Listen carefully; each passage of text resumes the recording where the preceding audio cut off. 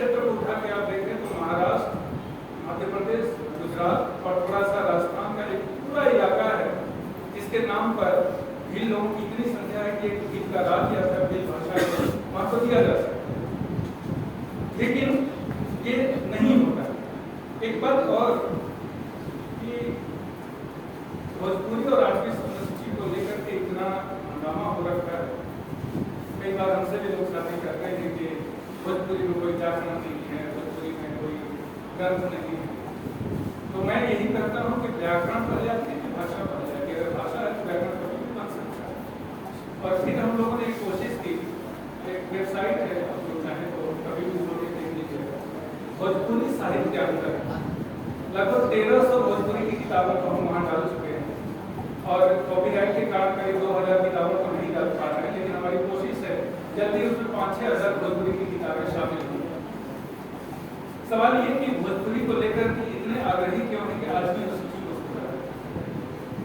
तो एक बार हम लोगों ने मांग की और ये मांग अकादमी और शिक्षाविदों के कारण होती है, क्योंकि एनसीईआरटी में मैं काम करता था तो बार बार मातृभाषा की बात हुई। तो एक प्रस्ताव रखा गया कि भोजपुरी में विद्यार्थियों को मातृभाषा में शिक्षा दी जाए। जब सरकार के पास पहुंचा तो सरकार ने कहा ये पाठ्य सूची में नहीं, कैसे दी जा सकती। फिर हुआ कि अकादमी, साहित्य अकादमी में भोजपुरी को मान्यता दी जाए। कहा गया कि पहले आठवीं सूची में डलवाइए, फिर साहित्य अकादमी आएगी, कैसे उसमें हम दे देंगे। फिर कहा गया कि अच्छा चलिए राज्य भाषा का दर्जा ले लीजिए। आपने उर्दू को बिहार में राजभाषा का दर्जा दिया है, उत्तर प्रदेश में दिया है। फिर हुआ कि कैसे दे सकते हैं, आठवीं सूची में है ही नहीं। जब ये कहा गया तो उसमें पुस्तक प्रकाशन और यूपीएससी में परीक्षा की देनी थी, क्योंकि उसके बोलने और पढ़ने वाले लोगों की संख्या लगभग 8 करोड़ से ज्यादा है। ये सबसे बड़ी 35 भाषाओं की सूची बना दी है, उसमें भोजपुरी उनकी सूची में शामिल कहा गया कि 8वीं सूची में पहले डालिए, इसके बाद ये सब के बात करेंगे। तो हमने धीरे से कहा सूची में डालेंगे। तुरंत कहा कि आप हिंदी विरोधी हैं, आप इस तरह की फालतू बातें क्यों कर रहे हैं, आप 8वीं सूची में आइए। और जब 8वीं सूची में आने की बात करते हैं तो अचानक हम हिंदी विरोधी हो जाते हैं।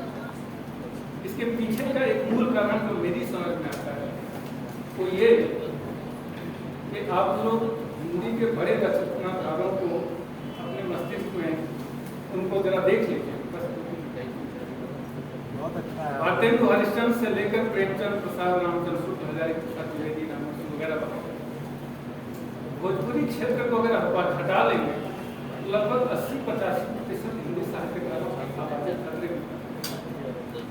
ये मूल समस्या है। लेकिन मेरी नजर में ये समस्या ही नहीं है, क्योंकि अगर बाबा नागार्जुन एक साथ मैथिली और हिंदी के रचनाकार हो सकते हैं, राजकमल चौधरी हिंदी और मैथिली के रचनाकार हो सकते हैं, तो नामवर सिंह हिंदी और भोजपुरी के रचनाकार क्यों नहीं हो सकते? या कोई भी कवि एक साथ दोनों क्यों नहीं हो सकता? आखिरी दिनों में आदरणीय हजारी प्रसाद द्विवेदी कह रहे थे कि काश मैं भोजपुरी में लिखा होता बाणभट्ट की आत्मकथा असली रूप में, तब निखर के आई। केदारनाथ सिंह ने भी एक बार कहा था कि भोजपुरी में लिखना चाहिए। लेकिन ये अंतिम दौर की बात है। मैं जिस बात पर बल देना चाह रहा हूँ वो ये कि क्या हिंदी क्षेत्र के पिछड़ेपन का संबंध उसकी भाषा नीति से है? पूरे भारत में सबसे पिछड़े क्षेत्र उन भाषाओं के क्षेत्र क्यों हैं जिनको उस ढंग से मान्यता नहीं? जब भारत में भाषा के आधार पर सारा विभाजन हो रहा था और आदरणीय रामविलास शर्मा ने एक कहा कि एक हिंदी जाति है और उसमें एक ही भाषा होनी चाहिए, एक तो पूरी हिंदी जाति थी तो एक ही राज्य होना चाहिए, ऐसा भी कुछ कर सकते थे। लेकिन मेरा सवाल दूसरा था कि बांग्ला जाति क्यों नहीं? क्योंकि बंगाल, उड़ीसा, असम, त्रिपुरा, इन सब क्षेत्रों में आप जाइए, आज से मात्र 100 साल पहले तक ये बांग्ला ही के क्षेत्र माने जाते थे। और बांग्ला के भाषा भाषी और विद्वान ये मानते थे कि उड़िया का तो अलग अस्तित्व ही नहीं है, असमिया का भी अस्तित्व नहीं है। आज आप क्या कर सकते हैं कि असमिया और उड़िया को खत्म कर दीजिए, बांग्ला से काम चला लीजिए, क्योंकि बांग्ला जाति के होंगे। आप नहीं कर सकते। इसलिए नहीं कर सकते कि जो भी थोड़ा ताकतवर होता है उसकी आवाज़ संसद तक में सुनी जाती है। एक और मजेदार बात, जब शास्त्रीय भाषाओं की सूची बनने लगी, तमिल, तेलुगु से लेकर के संस्कृत तक को उसमें रखा गया, उसमें उड़िया को शास्त्रीय भाषा माना गया, बांग्ला को नहीं। बांग्ला वाले दावा करते हैं कि उड़िया बांग्ला से बाहर निकली है और उड़िया का मूल जो है बंगाल में। बंगाली बांग्ला जो है शास्त्रीय भाषा नहीं है, हमारे संविधान के अनुसार उड़िया शास्त्रीय भाषा है। आने वाले समय में बंगाल के लोग क्या कहेंगे, ऐसा कैसे कर रहे हो, पहले हमारे बांग्ला को भी शामिल करो। इसलिए मैं कहा कि 8वीं अनुसूची और शास्त्रीय भाषा का पूरा जो मामला है, ये सूची किसी वैज्ञानिक पद्धति पर आधारित नहीं है। या तो आप इसको वैज्ञानिक बनाइए, उसके तर्क दीजिए, या फिर 8वीं अनुसूची की जरूरत क्या है, इसको खत्म क्यों नहीं करें। सब भारत की भाषाएं हैं, सभी राष्ट्रीय भाषाएं हैं। और अगर एक और मजेदार बात इससे क्या जुड़ती है, जनता पार्टी का शासन जब तक नहीं आया था 1978-79 से पहले, भारत में यूपीएससी की परीक्षा के लिए मालूम फॉर्म कितने आते थे? 20 से 25 हजार। और 20 से 25 हजार में ही चयन हो जाता था कि किसको आईएएस बनाना है, किसको आईपीएस बनाना है। पहली बार उस सरकार के आने के बाद हिंदी और कई दूसरी भाषाओं को प्रवेश मिला, और उस साल जब फॉर्म मंगाया गया तो उस साल फॉर्म की संख्या थी 1,10,000। 20,000 की संख्या यूपीएससी के विद्यार्थियों की अचानक बढ़ के 1 लाख पार कर जाती है। जिस दिन भारत की सारी आदिवासी भाषाओं और सभी भाषाओं को महत्व दिया जाएगा और सही ढंग से कानून बना करके उनको लागू किया जाएगा, यूपीएससी के लिए फॉर्म आने वालों की संख्या 10 लाख से भी ऊपर। क्योंकि भाषा का मामला सिर्फ भाषा का मामला है ही नहीं, और व्यक्ति का मामला नहीं, यह अस्तित्व का मामला है। और इस अस्तित्व के कारण मेरा ये मानना है कि बहुत सारे क्षेत्र पिछड़ेपन का शिकार होते हैं और कई लोगों को अतिरिक्त रूप से कह लीजिए कि विशेषाधिकार मिल जाता है। और नहीं, अगर आप ये कहते हैं कि जो थोड़ा पीछे रह गया उसकी जरूरत नहीं है, एकदम आगे बढ़ते चलिए, तो फिर ये भी उसका तर्क वहाँ तक जाएगा कि हिंदी की क्या जरूरत है, सब अंग्रेजी भाषी हो जाए, एक अचानक सब वैश्विक हो जाएंगे। और हमारे कुछ साथी हैं चंद्रभान जी जैसे लोग, जो अंग्रेजी देवी की मूर्ति की स्थापना करके पूजा करते हैं और ये कहते हैं कि हमें तो सिर्फ अंग्रेजी की जरूरत है, बाकी किसी भाषा की क्या जरूरत है। आखिर में दोस्तों जो मैं कहना चाहता हूँ वो ये कि भाषा की जितने भी विवाद हैं ये 1300 साल पहले शंकराचार्य मलयालम बोल के और तमिल बोल के पूरे भारत का भ्रमण नहीं किए। उस दौर के लोग बहुभाषी हुआ करते हैं। बनारस में लिखने वाले कबीर और रैदास लाहौर से लेकर के, और रैदास के गुरु होने की खबर हमें गुजरात से मिलती है। उस समय आवाज आई थी। गुरु ग्रंथ साहब में 25 भाषाओं के कवि शामिल हो सकते थे। उस समय एक दूसरे से संवाद हो रहा था, तब हम पिछड़े थे। आज हम गुजरात के 2 कवि का नाम नहीं बता सकते और मराठी के किसी कवि को नहीं जानते।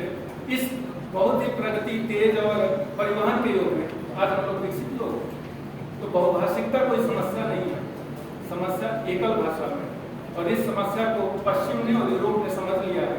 यूरोप में फ्रेंच लोग पहले अंग्रेजी का विरोध कर रहे थे, जर्मन लोग विरोध कर रहे थे, अब वो लोग बहुभाषी बन रहे हैं। और उनके उपनिवेश का प्रभाव हमारे ऊपर आज तक ऐसा है कि हम अपनी बहुभाषा की समृद्ध खाती को छोड़कर एकल भाषी बनने की तरफ जा रहे हैं। अंत में केवल 2 उदाहरण देकर मैं बताना चाहता हूँ कि क्यों लोक भाषाओं के खाती का बचना जरूरी है। एक व्यक्ति भोजपुरी क्षेत्र का खाना खाने गया किसी के घर, और बुजुर्ग व्यक्ति ने खाना खाते हुए कहा, बाकी सब तो ठीक है, लेकिन जो भात बना तो बासी धान का भात होता है। खाने में चावल के स्वाद से उस बुजुर्ग व्यक्ति ने बताया कि बासी धान का भात। आधे लोगों को समझ में नहीं है कि ये बासी धान होता क्या है, धान कैसे बासी हो सकता है। तब उन्होंने कहा कि जब रोपनी की प्रक्रिया चल रही होती है और एक जगह से बीज को उखाड़ा जाता है, बेला जिसको कहते हैं, और उसको ले जाके दूसरे खेत में रोपा जाता है। जिस दिन सुबह में उखाड़ा गया, अगर उसी दिन रोप दिया गया, उसका स्वाद उससे बनने वाले धान का अलग होगा। 1 दिन या 1.5 दिन देर हो गई और उसका रूप वहीं रखा रह गया, उसके बाद जो उससे फसल तैयार होती है उसका स्वाद बदलता है। ये बारीक जो निरीक्षण है कि चावल के स्वाद में 1 दिन की रोपनी से क्या फर्क आता है, ये भोजपुरी के खाती। अंडमान निकोबार में सुनामी आई, जो तमाम विकसित लोग और बड़े बड़े महलों में लोग रहते थे वो सुनामी में बह गए। और अंडमान निकोबार का जो आदिवासी बहुल इलाका था, वहाँ एक आदमी नहीं। पूछा गया कि हुआ क्या, तो पता चला कि अंडमानी भाषा में समुद्र के लिए कम से कम 100 शब्द है। सुबह के समुद्र को क्या कहेंगे, शाम के समुद्र को क्या कहेंगे, रात के समुद्र को क्या कहेंगे, दिन के समुद्र को क्या कहेंगे, लहर जब उठ रही है तब क्या कहेंगे, लहर जब पीछे जा रही है तो क्या कहेंगे, शांति जरूरत से ज्यादा है तब क्या कहेंगे। और उन्हीं नामों में से एक नाम को एक बच्चा चिल्लाया क्योंकि पानी नीचे जा रहा था, और पूर्व अनुभवों से वो लोग जानते थे कितना पानी नीचे गया तो बहुत जल्द ही इतना ज्यादा आगे आएगा कि हमें बहुत ऊंचाई पर चल जाना है। अगर आप जिस दिन अंडमानी भाषा खत्म हो गई तो 100 शब्द खत्म हो जाएंगे। आप सिर्फ सी और क्वेश्चन करते रहिएगा और हर बार ऐसे ही जब सुनामी आएगा तो उसमें डुबकी लगाते जाएंगे।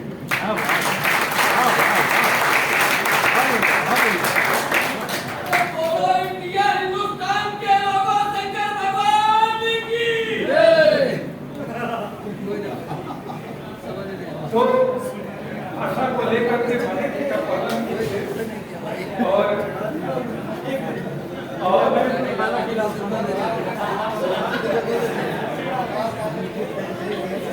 आखिरी बात ये कि आदमी अनुसूची हो, शास्त्रीय भाषा हो, भाषाएं एक दूसरे की विरोधी नहीं, पूरक होती हैं और इतनी ज्यादा भाषाओं से जुड़ेंगे।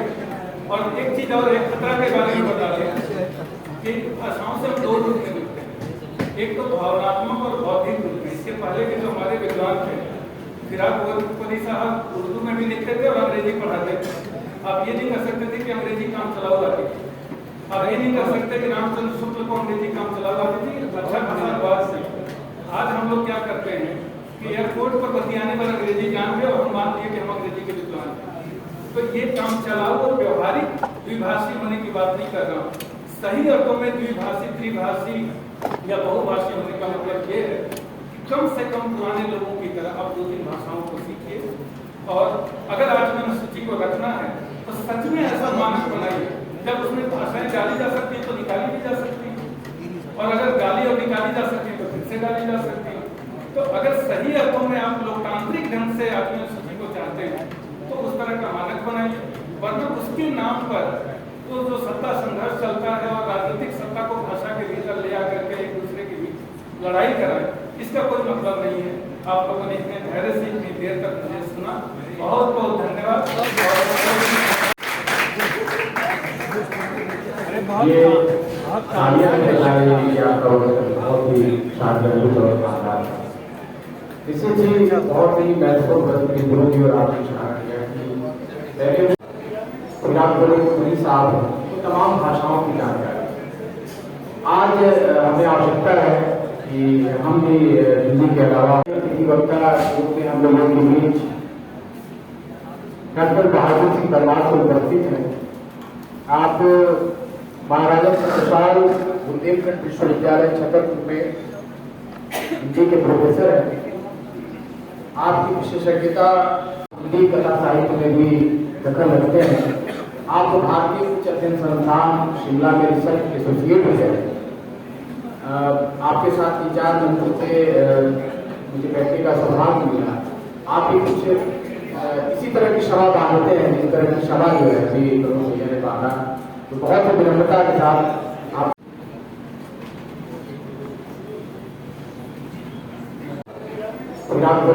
साहब तो तमाम भाषाओं की जानकारी।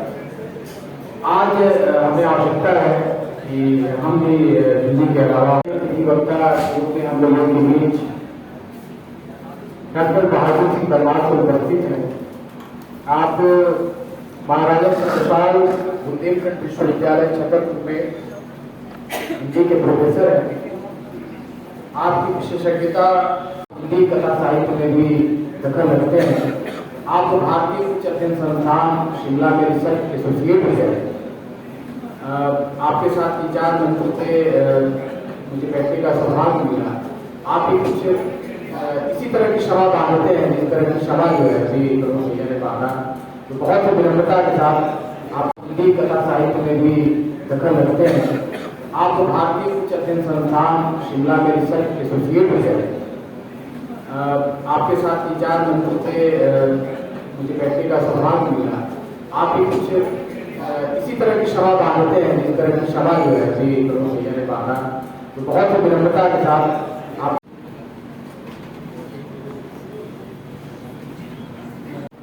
हम सबके स्रोत हैं इस वय में इतनी सक्रियता हिंदुस्तान की कैंपी और मैं अमरमल के प्रति भी आभारी हूँ कि आप इतने समर्थ और सक्षम मंच पर मुझे अवसर दिया। मैं हृदय से मंचासीन आदरणीय प्रोफेसर संजीव दुबे साहब हैं और आज हो गया से प्रमोद जी ने जो बातें कही हैं आपकी तालियां इस बात की गवाह हैं कि बात दिल से निकली है, सही निकली है।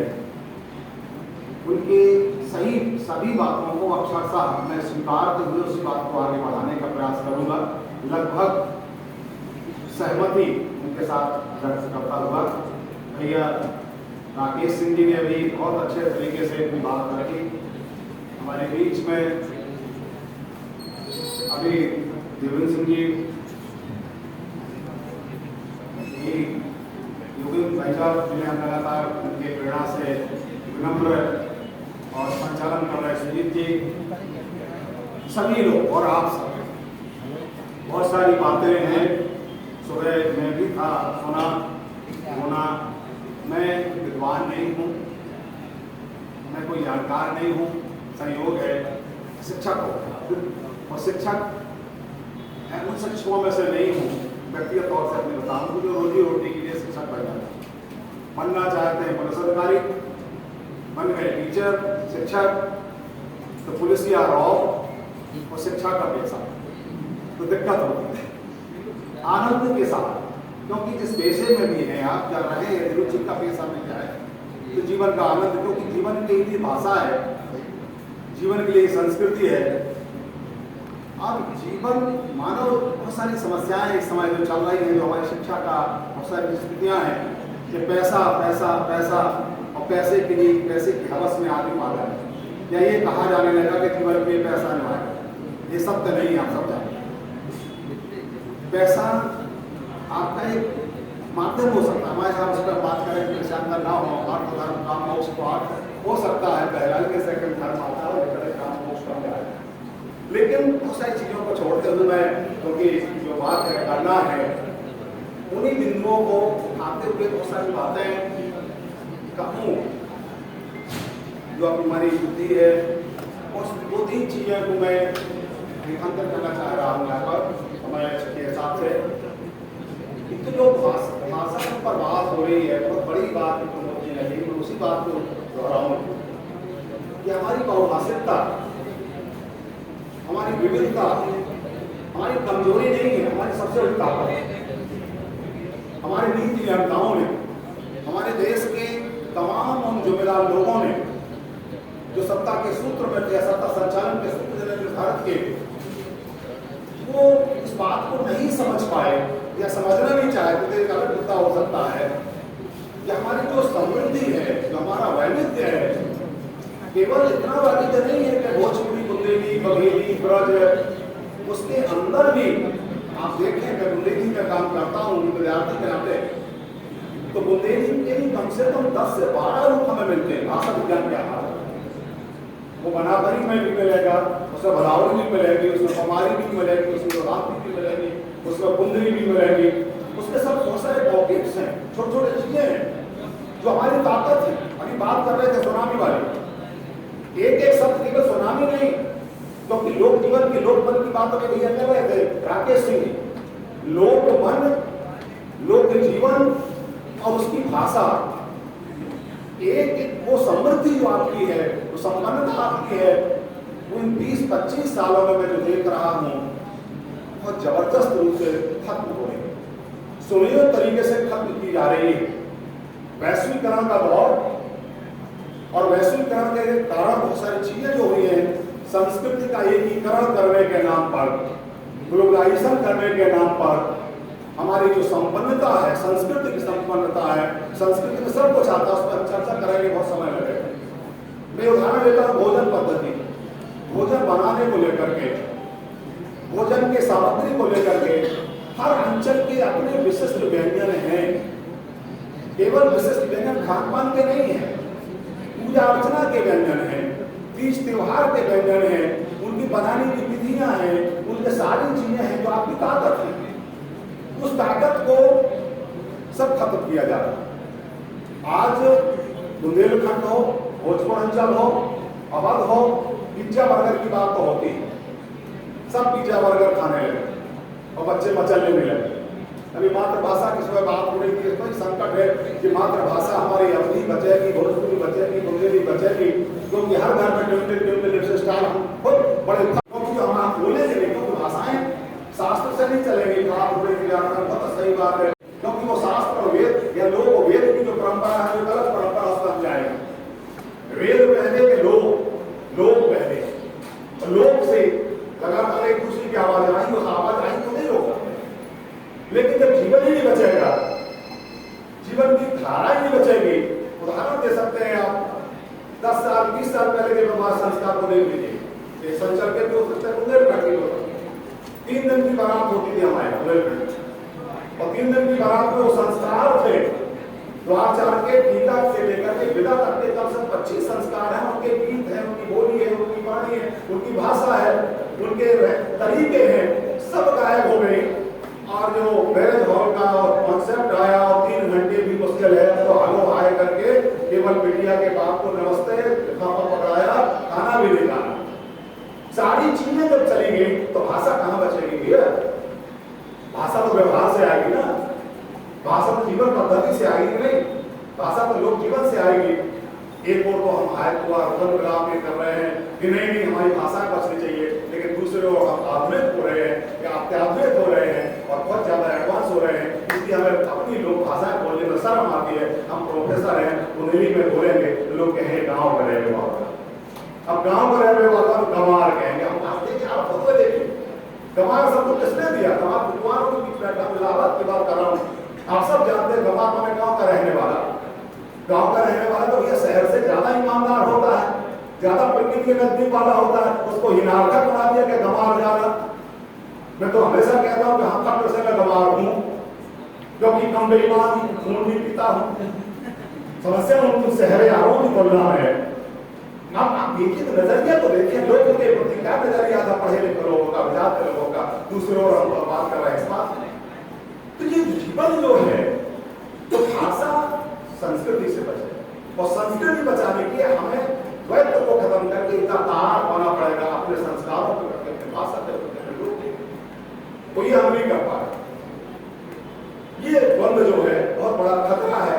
दूसरी बात मैं कहना चाहता हूँ, भाषा डंडे से नहीं चलती। बहुत सारी बातें आ रही थी, अनुसूचित आ रही, बहुत सारी हम खत्म करते नहीं करते। शासन से, सत्ता से थोड़ा बहुत कुछ तो हो सकता है, धक्का लगाया सकता है, लेकिन भाषाएं में जहाँ तक व्यक्ति समझ पाया पढ़ता हूँ, लोग व्यवहार से, साफ करने से, स्वीकारता से चलती है, जिसके 4 कंपोनेंट्स आप सब जानते हैं कि पहले हमें बोलना, लिखना, पढ़ना, सुनना, सीखने, बहुत सारी प्रक्रियाएं हैं। जब हम वो करेंगे तो भाषा बचेगी।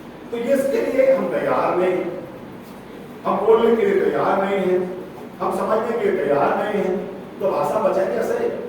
तो सबसे बड़ी बात जो लोक भाषाओं के संदर्भ में तो स्वीकारता भी बढ़ाना चाहिए, लोग बनाना चाहिए। कहीं ना कहीं आप उदाहरण के बुंदेली में बात करता है, बुंदेली में काम नहीं, थोड़ा बहुत काम, बहुत सारी चीजों को मैं कॉलेज में प्रोफेसर के नाते यूनिवर्सिटी में पेपर चला रहे हैं, जैसे मॉलवी में हो रहा काम, नेवाड़ी में हो रहा, गुजराती में हो रहा, भोजपुरी में हो रहा, भाई बुंदेली में भी हो रहा, कर रहे हैं। झांसी यूनिवर्सिटी में सुरेंद्र दुबे जी गोरखपुर से गए थे, अभी मेरा जी वगैरह तमाम लोगों को पता है, वहाँ कंपल्सरी पेपर बुंदेली किया और पढ़ना पड़ रहा है। उस बहाने लड़के कहीं से बुंदेली पढ़ते हैं। हम अपने छतरपुर मध्य प्रदेश के विश्वविद्यालय में कंपल्सरी किए हैं, पेपर पढ़ना ही पड़ेगा। ग्रेजुएशन में आप पूरे मध्य प्रदेश में 4 बोलियां हम लोग पढ़ा रहे हैं, फाइनल लिटरेचर ये है, हिंदी साहित्य पढ़ रहे हैं, तो मालवी, नेवाड़ी, बघेली या बुंदेली में से एक का साहित्य पढ़ना ही पड़ेगा। ये कहीं ना कहीं हमें सोचना पड़ेगा, और उसके लिए पाठ्यक्रम तैयार करना, वो हम बनाएंगे, आप बनाएंगे, लिखेंगे, पढ़ाएंगे, तब जाकर के। और हम केवल हिंदी के उस चक्कर में रहेंगे तो प्रतियोगिता हो जाएगा। तीसरी चीज जो सबसे है कि आप अपने आप को उदार बनाएंगे। मेरा अभी सुबह बात हो रही थी, किसी ने नाम हमें याद नहीं है, कि मनोज तिवारी और तमाम मैंने कहा बुंदेली में भी बहुत सारी चीजें हैं। लोक कलाकारों ने बोलियों को भ्रष्ट किया, नहीं किया, उस पर एक व्यवहार की बात है, अलग पूरा संवाद हो सकता। मैं जो सोचता हूँ कि इस वैश्वीकरण में जो रेटें बढ़ाने के लिए, पैसा कमाने के लिए बहुत ज्यादा विफलता भी लाई है, जो भी मनुष्य की कमजोरी भी है, जो उसका काम भाव है, उस भावना को कमजोर करके बहुत सारे कलाकारों ने उसको कैसमेंट किया, उसके माध्यम से लोक संस्कृति विकसित हुई। लेकिन उन कलाकारों को जो गाँव में रहते हैं, मजरों में रहते हैं, टोलों में रहते हैं, जिन्हें न टीआरपी से मतलब है, हमारा वीडियो कितना लाइव हो रहा, न इससे मतलब जो वास्तव में कलाकार है, गांव में खेत में मेहनत कर रहा है, वो कहीं सच्चा कलाकार वो है, उनको लेकर के आप आत्मता, उनको देखिए, समझिए। मैं काम उदाहरण देकर के अपनी बात करूँ कि एक वीडियो हमारे जिंदगी में वायरल हुआ बहुत जबरदस्त। वो वीडियो किसी यूट्यूबर ने हमारी नौजवान बेटा या बेटी नहीं बनाया, वो एक सूरदास ने बनाया। सूरदास आप सब जानते हैं, वो रेल में पटरी पर अंधे होकर के अपना गाते रहते हैं। उसने आप देखिए, मैं उसको 2 मिनट की क्लिप ना सुना भी हूँ, आपको सरस बना देता हूँ। उसको देखें कि उसने बुंदेली में नया प्रयोग किया। अब आप देखेंगे उसने नया प्रयोग किया क्या, अंग्रेजी को लेकर के, अंग्रेजी ये सब कैसे आ गया, हम कहेंगे भ्रष्ट कर दिया बुंदेली। लेकिन आप देखिए कि 1 मिनट की मैं क्लिप सुना देता हूँ, कि आपको ना हो, दिक्कत ना हो, देखिए सूरदास है।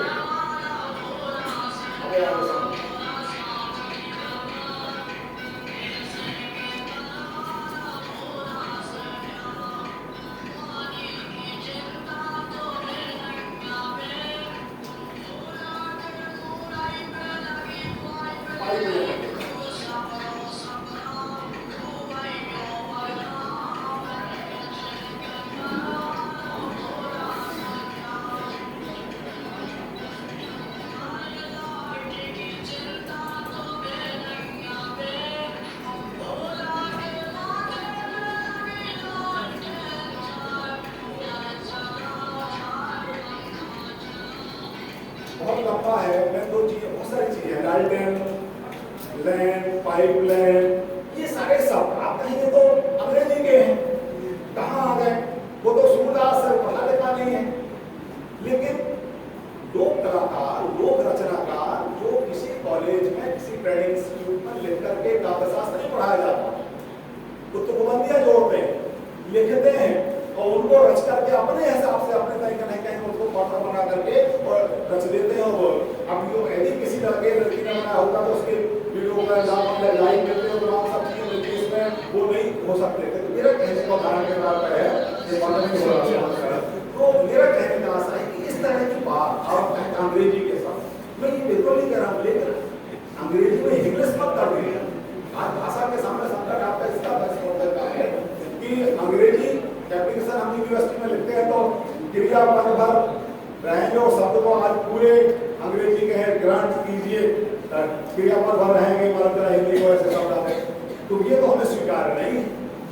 हमें मूल जो भावनाएं हैं हिंदी की, उस भावनाओं को लेकर के, जैसे चाहे लोग भाषाओं में मधुर टोलों का काम करने वाले लोग कलाकार हैं, उस तरह से भी अपने आप को विस्तार देने की आवश्यकता उसको। तो ये दूसरी चीज, तीसरी चीज ये कह रहे हैं, भारत में सांस्कृतिक एकता की बात जो भी हो रही है, इस पर बहुत सारा बात किया सकता है, और हुआ काम भी हो रहा है, होने की जरूरत है। सबसे बड़े काम होने की जरूरत है क्षेत्रीय भाषाओं को लेकर के। हम अध्येताओं को भी बहुत अच्छा प्रश्न उठाया प्रमोद जी ने कि 500 साल का गैप हो गया करने के लिए, बुंदेली के साथ कोई आज आपको लेकर तो कहते हैं प्रमाण की नहीं करते, जो लिखा तो खारिज ही कर दिया ना, तो ब्राह्मण का अपने कस्बे ऐतिहासिकता और खारिज है, प्रसिद्ध है, बहुत सारे उसमें विवाद में जाएंगे, परंपरा को लेकर नहीं, तो इनको सिद्ध कौन करेगा? आप और हम, तुम्हारी भी सिद्ध करें, हम करें, भैया करें, लगातार काम अध्येताओं को काम करने की जरूरत है कि 500 सालों में उन कवियों को ढूंढा जाए। कोई नहीं सकता कि रचना लिखी गई, रचनाकार रहे होंगे, उन रचनाकारों को भाषाओं के जो हम बोलियां कह रहे हैं, बोली कहने में तो भाषा कहा करता हूँ, उन सबका व्याकरण है, सबके पास समृद्ध एक परंपरा है, और उस परंपरा के कारण लेकिन वो शास्त्रीयता और सत्ता और है इन सारी आंचलिक जनजातीय भाषाओं के साहित्य को, इतिहास को लिखने की आवश्यकता है। इस पर काम कर रही है भारत सरकार ने किया है, लेकिन उसमें भी वही दशा हो रही है जो हमारे पारिभाषिक शब्दकोशों के साथ हुआ था। क्षमा करें कि वहाँ लोग बैठे हैं तो उसमें संस्कृत तत्व से इतने हो गए तो भाषा हिंदी लगने लगी के द्विचक्र गांधी और द्विचक्र वाहिनी की तरह ये भी होकर के सरकारी लागू साहित्य से कारण न हो जाए। सच्चे मन से काम करने के साहित्य को लेकर के तो हम इसको सिद्ध कर सकते हैं कि परंपरा हमारी क्या है, भोजपुरी की परंपरा क्या है, बघेली की परंपरा क्या है, बुंदेली की परंपरा क्या है। और इस बात को लेकर के नई शिक्षा नीति में स्पेस भी दिया है आपकी भाषाओं को लेकर। फिर हम शिक्षकों को लेकर कहीं ना कहीं आप आगे बढ़े तो ये काम हो रहा है। दूसरी एक समस्या मुझे लगती है काम करते करते कि क्षेत्रीय भाषाओं को राष्ट्रीय स्तर पर कोई ऐसा मंच नहीं है, कोई ऐसी पत्रिका नहीं है, कोई ऐसा सेतु नहीं। आज भाषा संसद के माध्यम से ऐसे विभिन्न प्रयास के इस प्रकार से लोक भाषाओं को, भारतीय लोक भाषा जो हिंदी की है उनको लेकर के मंच पर कुछ साझा ऐसे कार्यक्रम हो जिसमें राष्ट्रीय स्तर पर हिंदी की जो लोक भाषाएं हैं उन भाषाओं में क्या काम हो रहा है, एक विचार विमर्श हो, विचार विनिमय हो, तो रिकग्नाइजेशन होता क्या है। मैं बुंदेली के बुंदेलखंड के संदर्भ में तो बहुत सारे लगभग हमारे रचनाकार लिखते हैं, छपवाते हैं, बांट देते हैं और उनका कार्यक्रम उसको किसने पढ़ा किसने नहीं पढ़ा कोई पता ही नहीं, क्योंकि राष्ट्रीय स्तर पर चर्चा ही होती है, क्योंकि राष्ट्रीय स्तर पर बहुत सारे समूह बने हैं। रोज शब्द कहना उचित नहीं लगता कई बार कि किस तरह से आप हमारा हम तुम्हारा इस प्रकार के छापेंगे चर्चा में आएगा तो वो चर्चा में होगा। इस प्रकार के कहीं ना कहीं प्रयास करना चाहिए प्लेटफॉर्म का कि जो क्षेत्रीय बोलियां हैं बुंदेली भारतीय भाषाओं की हिंदी की उनको प्लेटफॉर्म मिले, उन रचनाकारों को महत्व मिले, क्योंकि सारी चीजें जब आएंगी तब तो आपका कहीं ना कहीं विधान बनेगा, एक स्थिति बनेगी कि ये हो रहा है भोजपुरी में, ये बघेली में, बघेली वाला भोजपुरी को जाने, भोजपुरी वाला बुंदेली को जाने, बुंदेली वाला मालवी को जाने। और इसी तरह से भारतीय भाषाओं में गुजराती, मालवी, मराठी या आपका कन्नड़, तमिल, इन सब के बीच में हमको इस प्रकार के जो इसलिए मैं निवेदन कर रहा हूँ भाषा संसद का एक प्लेटफॉर्म है कि हम इस पर भी विचार करें। भविष्य एक बड़ा काम होगा कि इन सबको सेतु बन करके एक हम मौका दें, लोगों को एक दूसरे को जाने समझें तो शायद और ज्यादा सार्थकता होगी। तो ये कभी प्रस्ताव हम लोग रखेंगे के संदर्भ में इस प्रकार से भी काम हो जब भारतीय भाषाएं पुष्ट है, संपुष्ट है, लेकिन जानकारी नहीं है, उस जानकारी को लाने के लिए हम सबको प्रतिबद्ध और प्रतिबद्ध होने की आवश्यकता है। समय हो रहा है तो इसी ने कहीं देख ली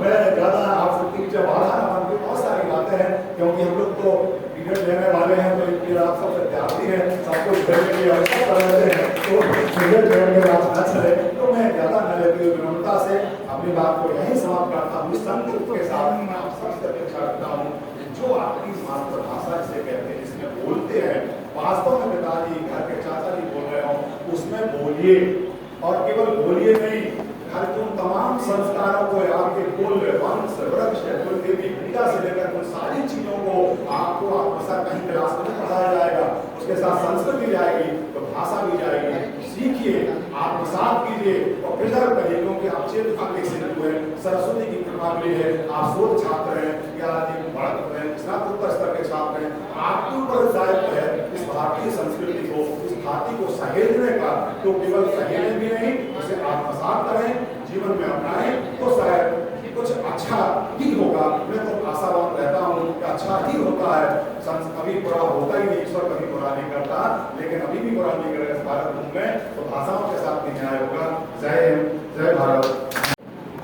बहुत ही शानदार तरीके से आपने अपनी बात रखी। विवेकानंद कहते थे ना कि बड़ा व्यक्ति वो है जो जीवन में 4-5 आधार को आत्मसात करे और वो बातें उसके जीवन में बिल्कुल प्रदर्शित होनी चाहिए। हमारा जीवन वो नहीं कि हम पूरी लाइब्रेरी की तरह सारी किताब पढ़ सकते हैं। कहने का तात्पर्य है कि कहने के लिए तो बहुत सारी चीजें हैं, लेकिन एक बड़ा व्यक्ति, महान व्यक्ति वही होता है जिसके व्यवहार में वो सारी चीजें प्रदर्शित होनी चाहिए। मुझे पूरा विश्वास है कि जब हम लोग यहाँ से जाएंगे तो अपने घरों में अपनी मातृभाषा में जरूर बातचीत करेंगे। और मैं इसलिए कह रहा हूँ क्योंकि मैं बातचीत करता हूँ, मेरा बेटा बहुत अच्छा भोजपुरी बोलता है, जो लोग जानते होंगे। विनम्र जी, आपसे भी निवेदन है क्योंकि भाषा संसद कार्यक्रम आपका है, मैं ये कह रहा हूँ मुझे पता है। और वो बच्चे भी जानते हैं कि जो बच्चे उससे जुड़े हुए हैं तो ज्यादातर मैं उनसे हिंदी में भी बातचीत करता हूँ, और होनी चाहिए, क्योंकि भाषाओं को लेकर के जो हीनता बोध है वो जब तक दूर नहीं होगी तब तक हम विकास नहीं कर पाएंगे। आपका बहुत बहुत आभार। मुख्य वक्ता के रूप में हम लोगों के बीच गुजरात केंद्रीय विश्वविद्यालय से पधारे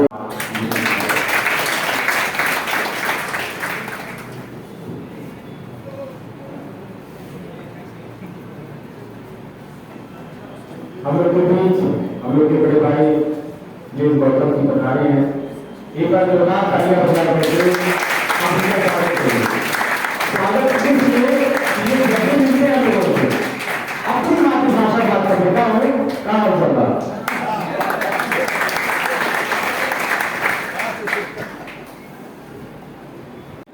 भाषा संसद का आयोजन किया है। है कि संगम जो भी धाराएं आती हैं वो हम सभी धाराओं को विलीन करें और वो एक धारा के रूप में आगे बढ़ जाए।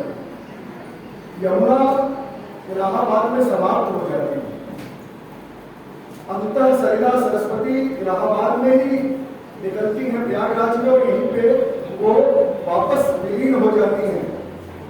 लेकिन जो संसद है वह प्रतिनिधित्व देती है। इसको ध्यान दें कि संसद प्रतिनिधित्व देती है और संसद में सभी का प्रतिनिधित्व जरूरी हो, सभी को प्रतिनिधित्व मिले, इसके लिए संविधान ने तमाम तरह के प्रावधान किए हैं। जो चुनाव जीत कर आ सकते हैं वो चुनाव जीत कर आते हैं, और जो चुनाव जीत कर नहीं आ सकते उनके लिए भी व्यवस्था संसद में की गई है।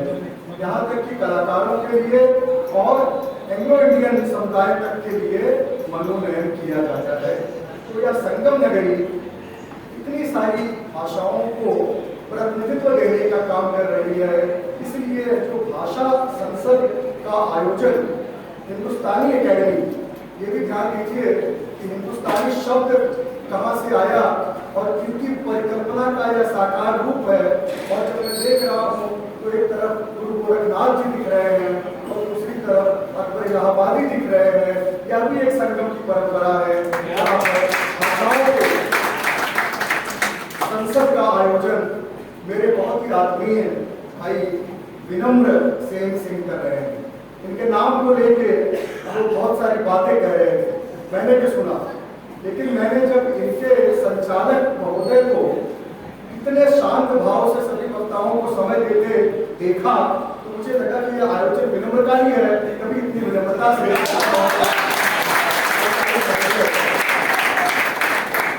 हम सबको बोलने का वक्त दे रहे हैं, और मैं अक्सर वक्त के दबाव में आ जाता हूँ।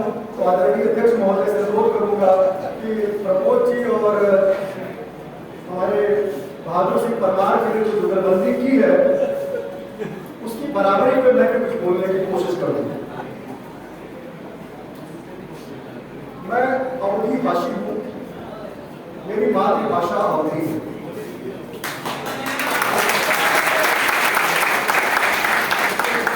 मेरी कर्म भाषा हिंदी है क्योंकि मैं हिंदी का अध्यापक हूँ, और मेरी सहकर्म भाषा मराठी और गुजराती है क्योंकि मैंने महाराष्ट्र और गुजरात में अध्यापन किया है।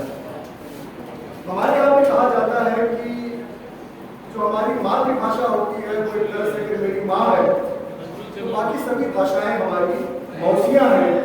और अवधी में कहावत है कि माई मरे मौसी जिए।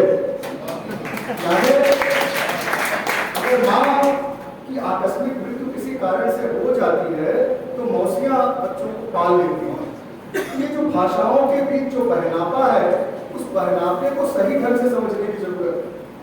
बहनापे को पितृसत्ता की दृष्टि से समझेंगे तो उसी तरह के वितंडावाद के शिकार होंगे जिससे यह देश 75 वर्षों से शिकार है। भाषा भावनात्मक मुद्दा है और भावना का संबंध स्त्रीलिंग से ही है। भाषा, आप शांत रहेंगे थोड़ी देर में आपको बताऊंगा। बोल रहे हैं, प्रश्न करने का अवसर मिलेगा, बीच में क्यों बोल रहे हैं? जी, तो कहने का मतलब यह है कि बहुत ही भावुक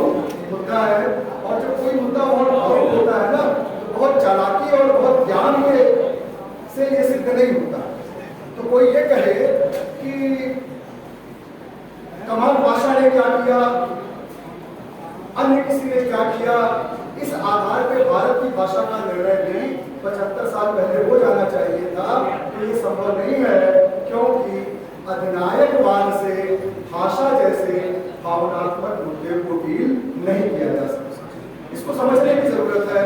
और हमारे नीति निर्माताओं ने आरंभ से लेकर आज तक इस बात को समझा है।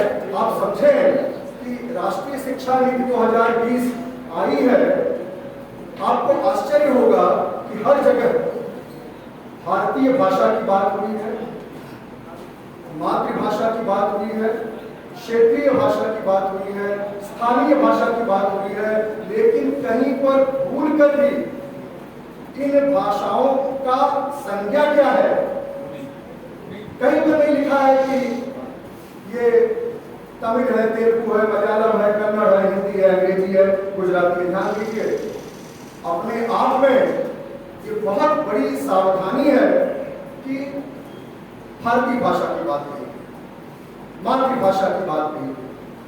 हिंदी अकेले 56 मातृभाषाओं का प्रतिनिधित्व करती है। अभी मेरे साथी बोल रहे थे और वो अपने दर्दो गुबार रंजो गम पेश कर रहे थे, मुझे उनसे सहमति है, लेकिन जो मेरे पूर्वजों की सहमति है उससे मैं विमुख नहीं हो सकता। मेरे पूर्वजों ने कभी ये बात मानी थी, अगर न मानी होती तो हिंदी को जो भी अवसर मिले, जो मौके मिले, वह मौका शायद न मिला होता। अगर उस समय हमने अवधी, भोजपुरी, बुंदेली, बघेली की बात की होती तो स्वाभाविक था, तो हिंदी तो किसी की मातृभाषा नहीं थी। आज सवेरे किसी ने बड़ी चालाकी से कहा कि हिंदी किसी की मातृभाषा नहीं है, हमसे गलती हो गई कि हम हिंदी को इस रूप में लेके नहीं गए कि ये देश की भाषा है। हिंदी देश की भाषा बनी, हिंदी भाषा नहीं है, हिंदी भाषा परंपरा है। और जब भाषा परंपरा की बात की जाती है तो अनेक भाषाएं, मैंने 56 जिनका जिक्र किया, ये वो भाषा है जिसके बोलने वाले 10,000 लोग हैं, लेकिन 10,000 से कम बोलने वालों की भाषा कितनी होगी जो हिंदी के अंतर्गत आती है। जब हम हिंदी की बात करते हैं तो हम पूरी हिंदियों की बात करते हैं, और उसमें वो तमाम जो हमारे भीतरी दबाने कुचलने की भावनाएं हैं, भाषाएं हैं, उससे उबरने की जरूरत है। क्यों जरूरत है उसको समझिए। 8वीं अनुसूची में पहले 14 भाषाएं शामिल की गई। यह देश जब यूनियन ऑफ इंडिया बना तो 562 प्रिंसली स्टेट इसमें शामिल हुए, और 562 जो छोटे बड़े राज्य थे उन सब ने मिलकर भारत का एक संघ निर्मित किया।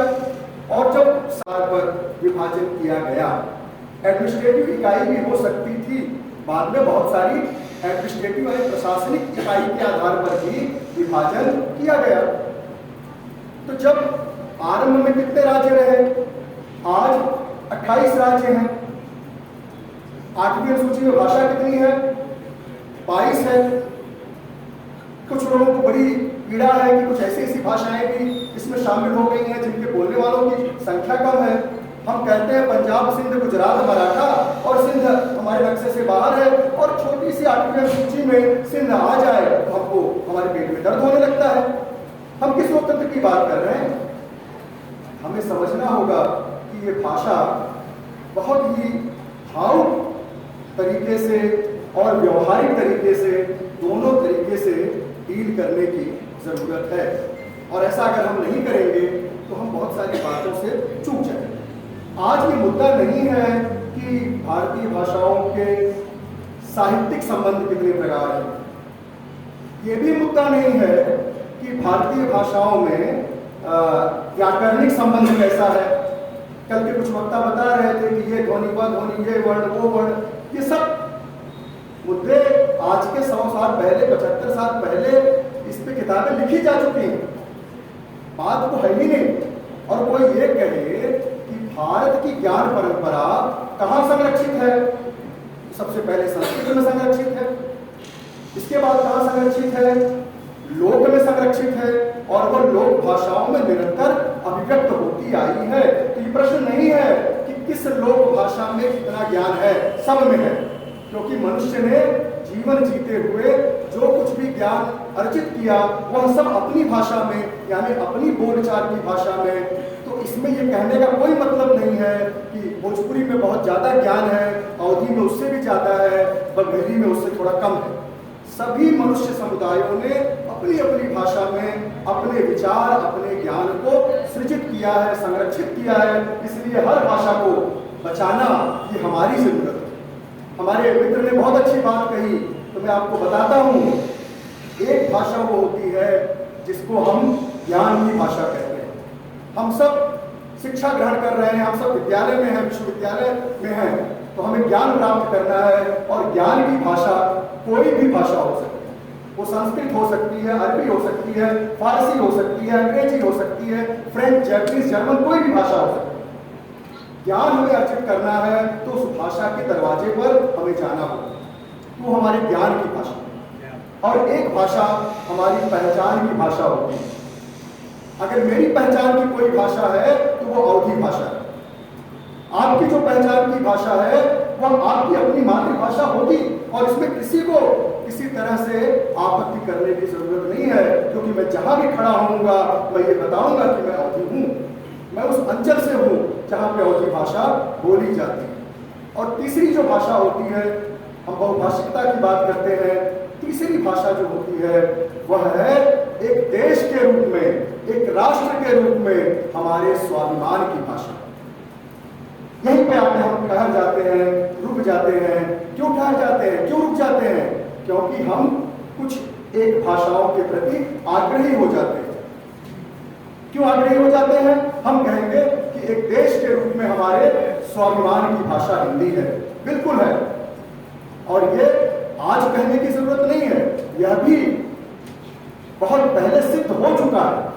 यहाँ सभागार में आप जो तस्वीरें लगी हैं, इनको ही आप देख लीजिए। इनमें कई अनेक भाषाभाषी लोग हैं, लेकिन सबने एक मत से स्वाधीनता आंदोलन की भाषा के रूप में हिंदी को अपनाया।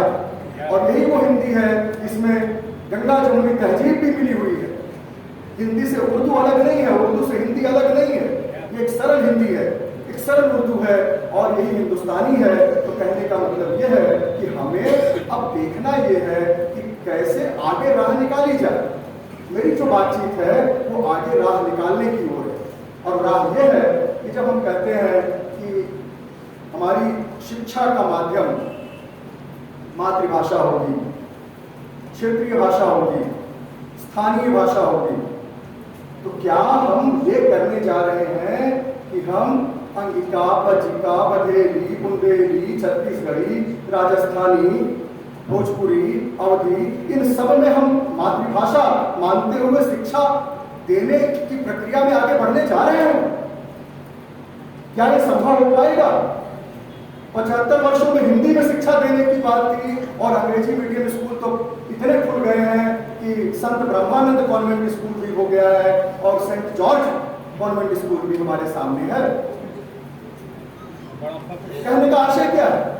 आशय यह है कि वो चीजें जो संभव नहीं है, व्यवहारिक रूप में जिनका समाधान नहीं किया जा सकता, उसको केवल झुनझुना बजाने के लिए जब राजनीति और सत्ता हमारे साथ, हमारे सामने फेंक देती है, तो हमको वहां संभल जाने की जरूरत होती है। और संभलने के लिए ऐसी संसद की जरूरत होती है जहां पर हम तय करते हैं कि हमें आगे क्या निर्णय लेना है। तो मुझे लगता है ये समापन सत्र है, 3 दिनों की जो बहस में मैं देख रहा हूं वो ये कि हिंदी भाषी जितने भी राज्य हैं, उन सबको जब भी ये मौका आए कि उनकी शिक्षा की भाषा क्या होगी, तो उनको ये मानना होगा, स्वीकार करना होगा, कहना होगा कि वो हिंदी ही होगी। अगर ऐसा आप नहीं करेंगे तो हिंदी धीरे धीरे कमजोर होती चली जाएगी, और उसको पढ़ने लिखने वालों की संख्या कम होती जाएगी। इतना सारा राजकीय प्रोत्साहन कथित रूप से मिलने के बाद हिंदी अगर इतना ही व्याप पाई है, तो मेरी अवधि कहाँ व्यापेगी? उसको कहाँ कितनी जगह मिलेगी? और इस चक्कर में होगा क्या? इस चक्कर में होगा ये कि अंग्रेजी की जो जगह है वो और फैल जाएगी, वो और विस्तृत हो जाएगी। तो पहली बात जो इस संसद को लगातार विमर्श करके मैं विनम्र जी से अनुरोध करूंगा कि इस बार आपने भाषा संसद की, अगली बार हिंदी संसद कीजिए। वो बहुत जरूरी है, जहां पर हम एक सहमति बना सके कि नहीं, मातृभाषा में पढ़ाया जाएगा, लेकिन बच्चा जो लिखेगा वो भाषा हिंदी होगी। जो ज्ञान के लिए पढ़ेगा वो भाषा हिंदी है। और ये संभव है कि हर शिक्षक को, जो प्राइमरी के शिक्षक होते हैं, उसी अंचल में, उसी गांव गिराव में उनको नौकरी मिल जाती है और बड़ी आसानी से वो अवधि में समझा सकते हैं बच्चे को, हिंदी में टेक्स्ट बुक पढ़ सकता है। इसकी बड़ी जरूरत है। दूसरी बात, मैंने ये देखा कि कुछ लोग थोड़ी सी निंदा के मूड में थे। कल संसद हो रही है, भाषा की संसद है, अगर किसी भाषा को आप कमतर दिखाएंगे, कमतर आंकेंगे, भले उसके बोलने वालों की संख्या बहुत कम हो, भले उसके राज्य न हो, अगर कम आंकेंगे तो वो एक आदमी भी होगा तो वह भी आपका विरोध करेगा। लोग पानी पी के पूछते हैं, मैं बोल रहा हूं, एक आदमी भी उसका विरोध करेगा। इसलिए सबको साथ लेके चलने की जरूरत होती है और ऐसे संवेदनशील मुद्दों पे बहुत समझदारी से काम लेने की आवश्यकता होती है।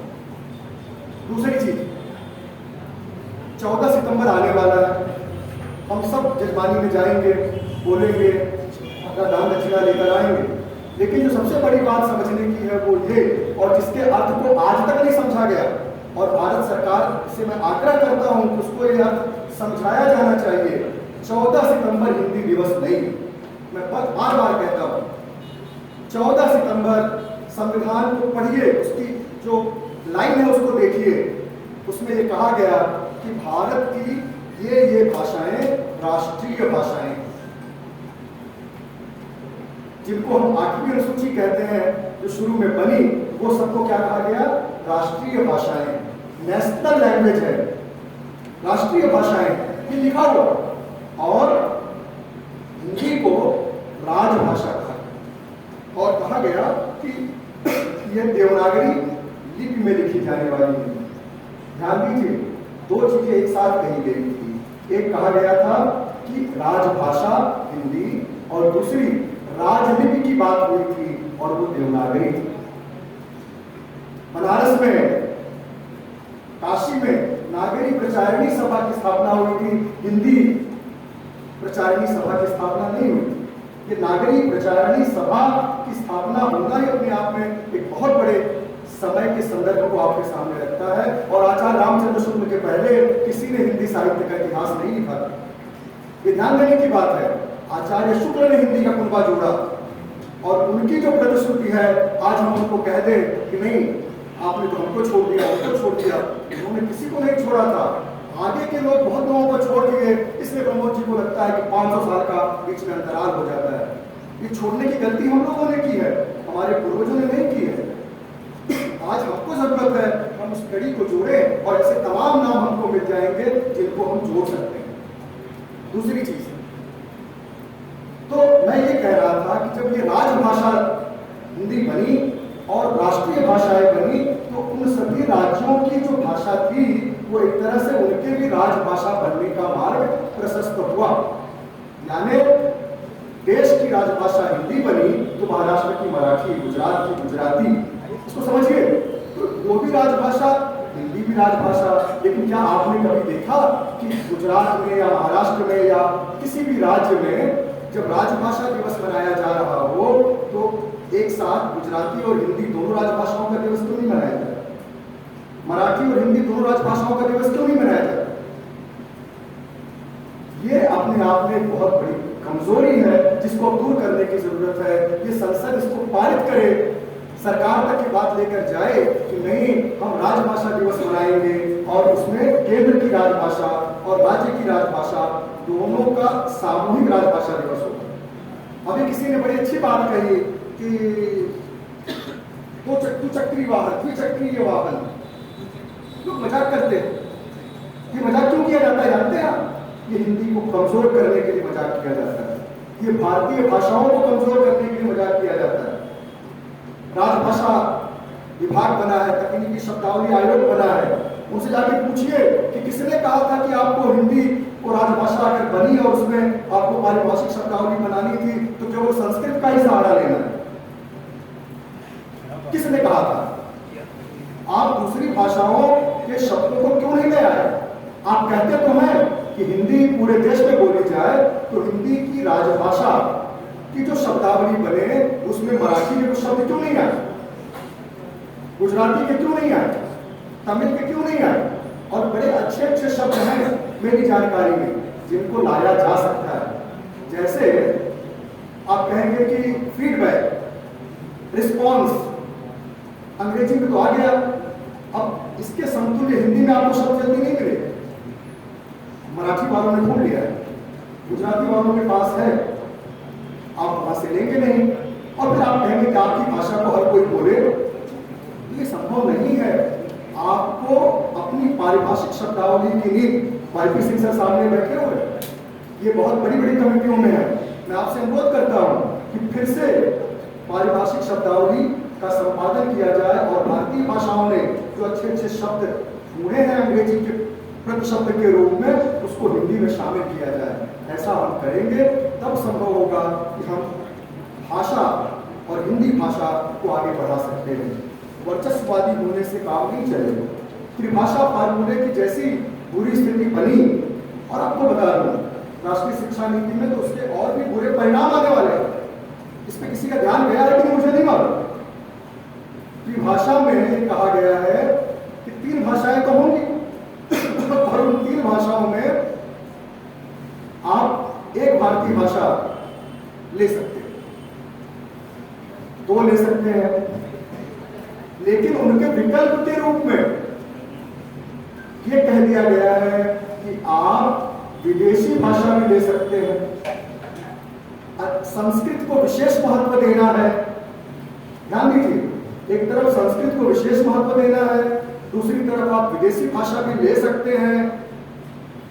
एक आपकी अपनी मातृभाषा तो रहेगी ही, हिंदी के लिए जगह कहां बचेगी, इस पर विचार करने की जरूरत है।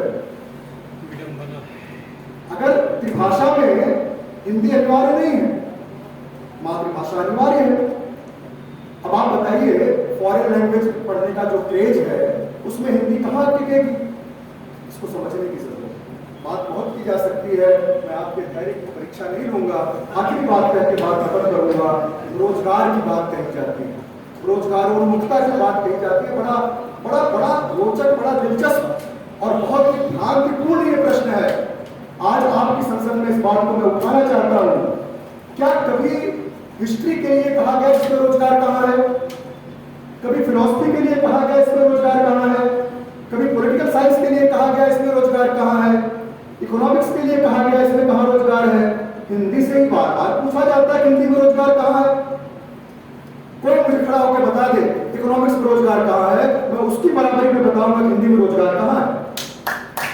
सवाल ये भी एक तरह का षड्यंत्र है भारतीय भाषाओं के साथ पक्षपात करने का, इसको भी समझने की जरूरत है। भाषा जितनी, मैंने बार बार कह रहा हूं, भावनात्मक भी है, व्यवहारिक भी है, और आज के समय में जब ग्लोबलाइजेशन का दौर अपने उफान पर है तो आपकी भाषा आपकी बहुत बड़ी ताकत है, हिंदी भाषा बहुत बड़ी ताकत है। 2 चीजें करने की जरूरत है। पहला तो ये कि केवल हिंदी से काम चलने वाला नहीं। दिक्कत क्या है? दिक्कत यह है कि जो कार्य साधक हिंदी जानते हैं और दूसरी भाषा ठीक ठाक जानते हैं, वो हिंदी के मार्केट को लूट रहे हैं और खूब कमा रहे हैं। और अब आप जब जाते हैं तो कहते हैं कि ये तो बड़ा खराब हिंदी में लिख रहा है, बोल रहा है।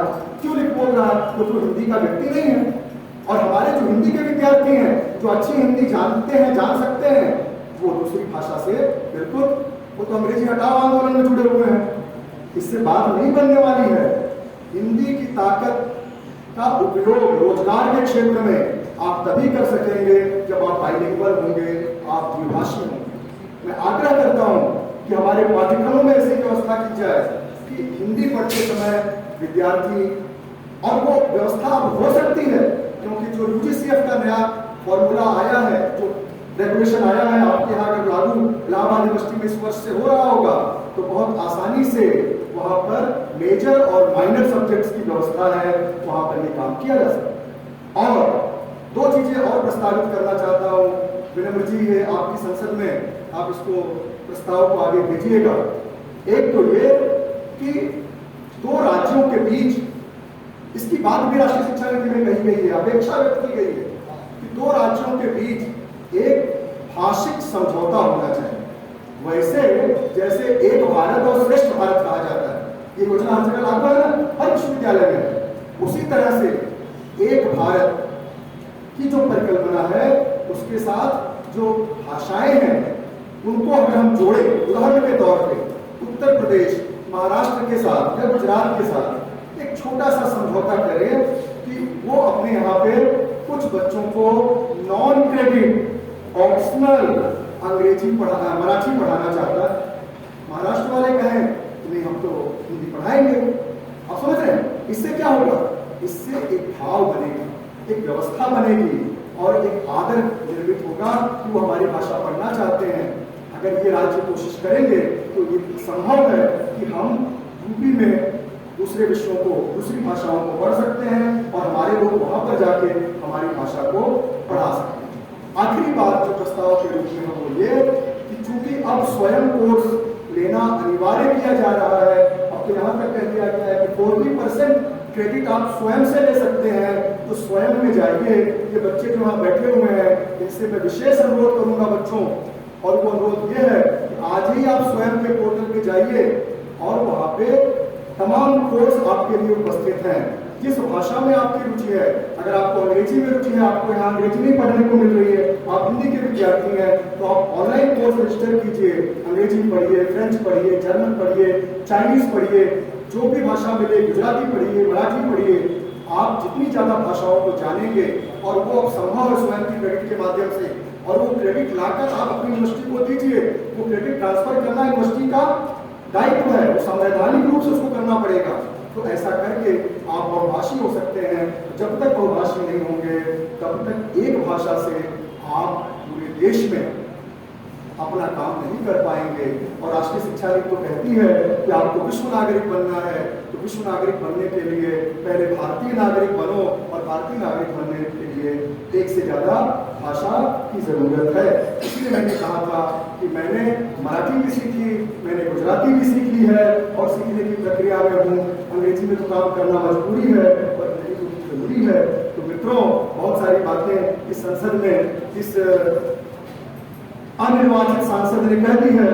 आमंत्रित सदस्य के रूप में मैं उम्मीद करूंगा कि आप लोग इस बात को आगे बढ़ाएंगे और भविष्य में इस दिशा में हम लोग और बेहतर काम कर सकेंगे। जिन लोगों ने मुझे इस स्नेह से बुलाया और जिन बच्चों ने, आपके बच्चों के बारे में अगर कुछ नहीं कहूंगा तो ये मेरे साथ ये अपराध हो जाएगा। जितनी तल्लीनता के साथ ये लोग सुन रहे हैं, विश्वविद्यालयों में जाके देखिए, केवल मंच पे वक्ता होते हैं, सामने वो वक्ता होते हैं जिनको आगे बोलना होता है या पीछे बोल चुके होते हैं, दोस्त की लाज में बैठे होते हैं, बाकी विद्यार्थी नहीं होते। इतनी बड़ी संख्या में